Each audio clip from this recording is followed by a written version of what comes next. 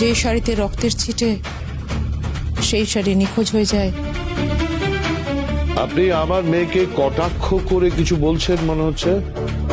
তিলোত্তমা সিরিয়ালের আজকের পর্বে দেখা যাবে তমসাকে আবির বলে, তুমি শাড়ি নিয়ে এত মাথা ঘামিও না, অনেক শাড়ি আছে, দিয়ে দেওয়া যাবে। তমসা বলে, শাড়িটা অনেক দামি আমার কাছে। আবির তখন বলে, কিছুক্ষণ আগেই নার্সিংহোম থেকে আসা 2.5 কোটি টাকা তোমাকে দেওয়া হয়েছে, সেখান থেকে নিশ্চয়ই তোমার শাড়ির দামটা উঠে যাবে। ওই টাকাটা তোমাকে শাড়ি কেনার জন্য উপহার দিলাম ধরে নাও।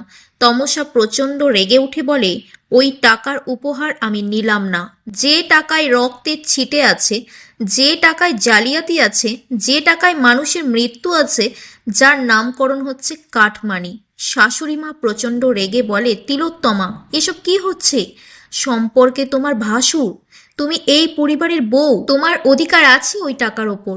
লক্ষ্মী বৌমা আমার, বোঝার চেষ্টা করো। ওই টাকাটা হচ্ছে তোমার হাত খরচা। তমসা বলে, ছলে বলে পেশেন্ট পার্টির থেকে টাকা নিয়ে সেই টাকা বাড়ির বউয়ের হাত খরচের জন্য দিচ্ছেন?